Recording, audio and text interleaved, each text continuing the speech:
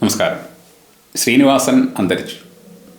ശ്രീനിവാസനെക്കുറിച്ച് cinema മേഖലയിലുള്ള നിരവധി പേര് പറയുന്ന നല്ല വാക്കുകൾ നമ്മൾ പത്രങ്ങളിൽ കാണുന്നുണ്ട്, മറ്റു മാധ്യമങ്ങളിൽ കാണുന്നുണ്ട്.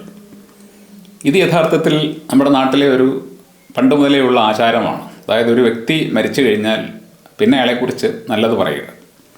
അതുവരെ അയാളെക്കുറിച്ച് എന്തായിരുന്നോ അവരുടെ അഭിപ്രായം, അവരുടെ മനസ്സിലെ ധാരണ, അതെല്ലാം അവരങ്ങ് കളഞ്ഞിട്ട് മരിച്ചു കഴിയുമ്പോൾ പിന്നെ അയാളെക്കുറിച്ച് ഒരുപാട് നല്ല നല്ല കാര്യങ്ങൾ പറയും. അതൊക്കെ വായിക്കുമ്പോൾ നമുക്ക് തോന്നും, അയ്യോ ഇയാളെപ്പോലെ നല്ലൊരു മനുഷ്യൻ ഈ ലോകത്ത് വേറെ ഇന്നേ വരെ ജനിച്ചിട്ടില്ല. ജീവിച്ചിരിക്കുമ്പോഴാണ് യഥാർത്ഥത്തിൽ ഒരു വ്യക്തിയെക്കുറിച്ച് നല്ല കാര്യങ്ങൾ പറയേണ്ടത്. അയാൾക്ക് ഏതെങ്കിലും തരത്തിലുള്ള കുറവുകൾ ഉണ്ടെങ്കിൽ പോലും ആ കുറവുകളെയൊക്കെ ഒന്ന് അവഗണിച്ച്, എല്ലാ മനുഷ്യർക്കും കുറവുകളുണ്ട് എന്ന് തിരിച്ചറിഞ്ഞുകൊണ്ട് അയാൾ ജീവിച്ചിരിക്കുമ്പോൾ അയാളെക്കുറിച്ച് നല്ലത് പറയണം. എന്നാൽ ആ സ്വഭാവം നമ്മളിൽ ഭൂരിപക്ഷം പേർക്കുമില്ല. ശ്രീനിവാസനും ആ സ്വഭാവം ഉണ്ടായിരുന്നില്ല. അപ്പോൾ ശ്രീനിവാസനെക്കുറിച്ച് പറയുന്ന ആൾക്കാർക്കും ആ സ്വഭാവമില്ല. മരിച്ചു കഴിയുമ്പോഴാണ് എല്ലാ ആൾക്കാർക്കും എല്ലാവരും പെട്ടെന്ന് നല്ലവരായിട്ട് മാറുന്നത്. എന്തായാലും ശരി, ശ്രീനിവാസനെക്കുറിച്ച് ഞാനിവിടെ പറയുന്നത് അദ്ദേഹത്തിന് മാത്രമായിട്ട് ഒരുപക്ഷെ ഞാൻ കണ്ടിട്ടുള്ള ഒരു പ്രത്യേകതയാണ്. മറ്റുള്ള ആൾക്കാരിൽ വിരളമായിട്ട് മാത്രം കാണാൻ പറ്റുന്ന ഒരു അസാമാന്യ പ്രത്യേകത ഈ മനുഷ്യനുണ്ടായിരുന്നു. അതെന്താണെന്ന് ചോദിച്ചാൽ, നമ്മുടെ സമൂഹത്തിൽ നിരവധി ആൾക്കാരുണ്ട്. പലതരത്തിലുള്ള കഴിവുകൾ ജന്മനാ തന്നെ കിട്ടിയിട്ടുള്ള ഒരുപാട് വ്യക്തികളുണ്ട്.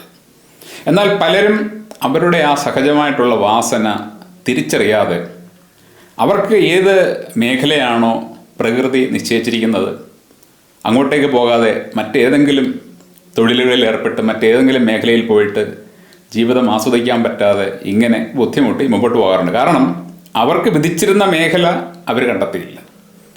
രണ്ടാമത്തെ ചില കൂട്ടർ വാസന ഉണ്ട് എന്നറിയാം, തങ്ങൾക്ക് ഇന്ന കഴിവുണ്ട്, എനിക്കിന്നത് ചെയ്യാൻ പറ്റും, എനിക്ക് പാടാൻ കഴിവുണ്ട്, അല്ലെങ്കിൽ എനിക്ക് ഒരു കായിക താരമാകാനുള്ള കഴിവുണ്ട്. അങ്ങനെ അവർക്ക് അവരുടെ ആ കഴിവിനെക്കുറിച്ച് അറിയാം. പക്ഷെ അവർക്ക് ആത്മവിശ്വാസമില്ല. ഞാൻ ചെയ്താൽ ശരിയാകുമോ, ഞാൻ പോയി കഴിഞ്ഞാൽ എന്താകും എന്നുള്ള ഒരു ആത്മവിശ്വാസക്കുറവ് അവരെ പിന്നോട്ടടിക്കാറുണ്ട്.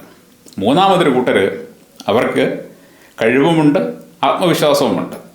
പക്ഷെ അവരുടെ കുഴപ്പം അവർ മറ്റാരെയെങ്കിലും പോലെ ആകാനായിട്ടായിരിക്കും ശ്രമിക്കുക. അവരുടെ മനസ്സിൽ ചില റോൾ മോഡലുകൾ കാണും.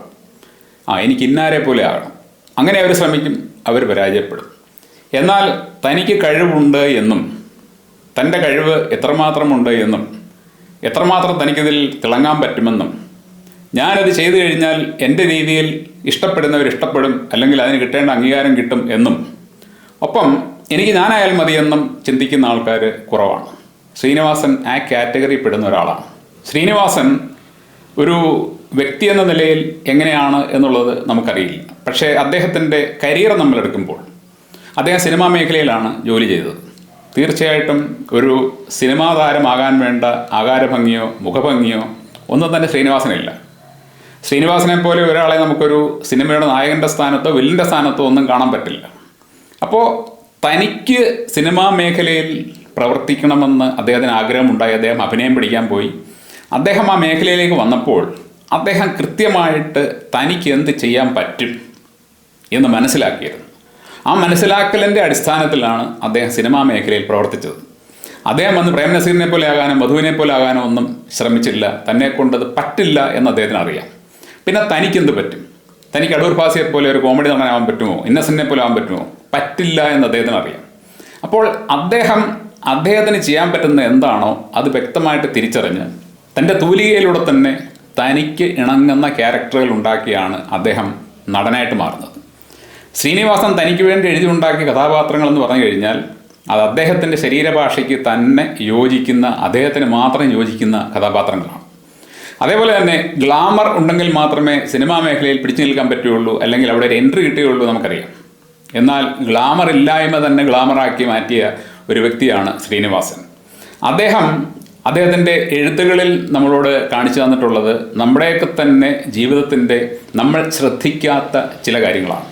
നമ്മളിങ്ങനെ ജീവിച്ചു വരുമ്പോൾ നമ്മുടെ ജീവിതത്തിലെ യഥാർത്ഥ നമ്മുടെ അവസ്ഥ, നമ്മൾ ഏതൊക്കെ ഘട്ടങ്ങളിലൂടെയാണ് കടന്നു പോകുന്നത്, നമ്മൾ നേരിട്ടുകൊണ്ടിരിക്കുന്ന പ്രശ്നങ്ങൾ എന്തൊക്കെയാണ്, അത് എന്തുകൊണ്ടാണ് ഉണ്ടാകുന്നത് മുതലായ കാര്യങ്ങളൊന്നും നമ്മളൊരു പക്ഷേ ശ്രദ്ധിക്കാറില്ല.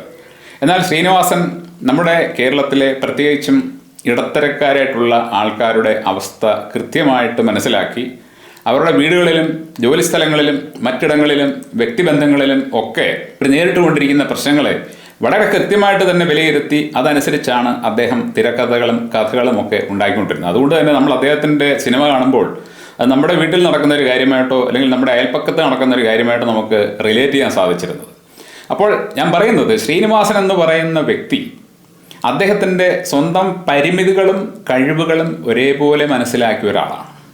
നമുക്ക് ഏതെങ്കിലും ഒരു മേഖലയിൽ തിളങ്ങണമെന്നുണ്ടെങ്കിൽ, സിനിമാ മേഖലയെന്നല്ല ഏത് മേഖലയിലായാലും ശരി, നമുക്ക് തിളങ്ങണമെന്നുണ്ടെങ്കിൽ നമ്മൾ ആദ്യം പ്രോപ്പറായിട്ടുള്ള ഒരു സെൽഫ് ഇവാലുവേഷൻ നടത്തണം. ആ സെൽഫ് ഇവാലുവേഷനിൽ കൂടി മാത്രമേ നമുക്ക് നമ്മളെ കാണാൻ പറ്റുകയുള്ളൂ. അപ്പോൾ സിനിമാ മേഖലയിൽ എങ്ങനെയാണ് എന്നെപ്പോലെ ഒരാൾക്ക് ഒരു നടനായിട്ട് മാറാൻ പറ്റുക എന്ന് തീർച്ചയായിട്ടും ശ്രീനിവാസൻ ചിന്തിച്ചിട്ടുണ്ട്. എന്നാൽ തനിക്ക് ഒരു നടനായിട്ട് മാറണമെന്നുണ്ടെങ്കിൽ തനിക്ക് ചേരുന്ന തരത്തിലുള്ള കഥകളും കഥാപാത്രങ്ങളും ഉണ്ടാകണം എന്ന് അദ്ദേഹം മനസ്സിൽ കണ്ടു. അദ്ദേഹം ഏതെങ്കിലും ഒരു സിനിമയിൽ ഏതെങ്കിലും ഒരു ചെറിയ റോള് ചെയ്ത് മുമ്പോട്ട് പോകാനല്ല ആഗ്രഹിച്ചിരുന്നത്.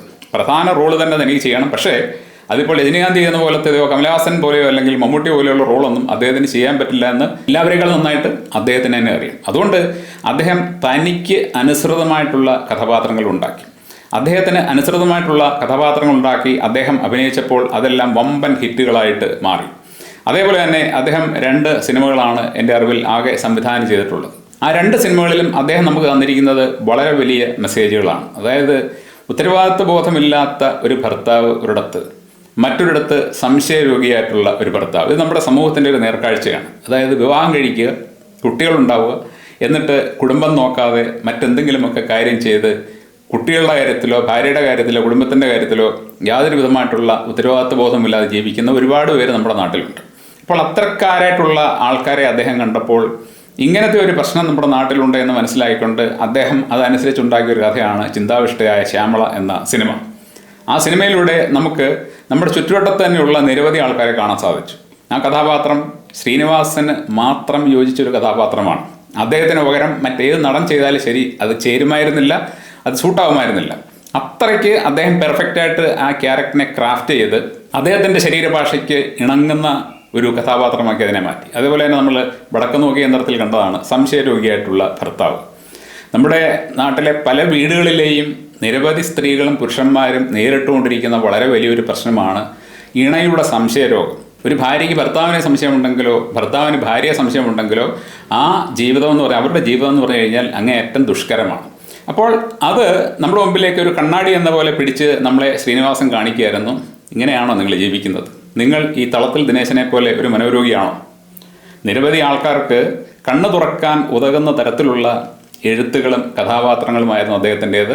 അതിലേക്ക് ഉപരിയായിട്ട് ശ്രീനിവാസനിൽ നമ്മൾ കാണേണ്ട അദ്ദേഹത്തിൻ്റെ ഏറ്റവും വലിയ പ്രത്യേകത ഞാൻ തുടക്കത്തിൽ പറഞ്ഞതാണ്. അതായത് അദ്ദേഹം സ്വന്തം കഴിവുകളും പരിമിതികളും കൃത്യമായിട്ട് തിരിച്ചറിഞ്ഞ വ്യക്തിയാണ്. 2, അദ്ദേഹത്തിന് ആത്മവിശ്വാസമുണ്ടായിരുന്നു. ഞാൻ ചെയ്യും, തോറ്റാലും ശരി ജയിച്ചാലും ശരി എൻ്റെ ഈ കഴിവ് വെച്ച് ഞാൻ ചെയ്യും. അത് രക്ഷപ്പെടുന്നെങ്കിൽ രക്ഷപ്പെടും, രക്ഷപ്പെടുന്നില്ലെങ്കിൽ രക്ഷപ്പെടണ്ട, പക്ഷേ ഞാൻ ചെയ്യും, ഞാൻ ചെയ്യാതിരിക്കില്ല. 3, അദ്ദേഹം വേറൊരു വ്യക്തിയായിട്ട് മാറാൻ ശ്രമിച്ചില്ല. എഴുത്തിലായാലും അഭിനയത്തിലായാലും ഏതിലായാലും സംവിധാനത്തിൻ്റെ കാര്യത്തിലായാലും അദ്ദേഹം യാതൊരു വ്യക്തിയെയും അനുകരിക്കാൻ ശ്രമിച്ചിട്ടില്ല. അദ്ദേഹം അദ്ദേഹമായിട്ട് തന്നെയാണ് എല്ലാം ചെയ്തത്. അദ്ദേഹം ജീവിച്ചതും അഭിനയിച്ചതും എഴുതിയതും അവസാനം അദ്ദേഹം മരണപ്പെട്ടതും അദ്ദേഹമായിട്ട് തന്നെയാണ്. അദ്ദേഹം ഒരിക്കലും ഒരു സമയത്ത് പോലും മറ്റൊരാളെ പോലെ ആകാൻ ശ്രമിച്ചില്ല. അതുകൊണ്ട് ശ്രീനിവാസൻ്റെ ഈ 3 ക്വാളിറ്റികൾ നമ്മൾ ജീവിതത്തിൽ പകർത്തിയാൽ നമുക്കും വിജയിക്കാൻ സാധിക്കും. അദ്ദേഹത്തെ പോലെ സ്വന്തം കഴിവുകൾ തിരിച്ചറിയുകയും ഒപ്പം തന്നെ പരിമിതികൾ തിരിച്ചറിയുകയും അദ്ദേഹത്തെ പോലെ തന്നെ ആത്മവിശ്വാസത്തോടെ പ്രവർത്തിക്കുകയും മറ്റൊരാളെപ്പോലെ ആവാതിരിക്കാൻ, മറ്റാരെയെങ്കിലും അനുകരിക്കാതിരിക്കാൻ നമ്മൾ ശ്രമിക്കുകയും ചെയ്താൽ വിജയം നമ്മുടെ കൂടെയുണ്ട്. ശ്രീനിവാസൻ്റെ ആത്മാവിന് ആദരാഞ്ജലികൾ.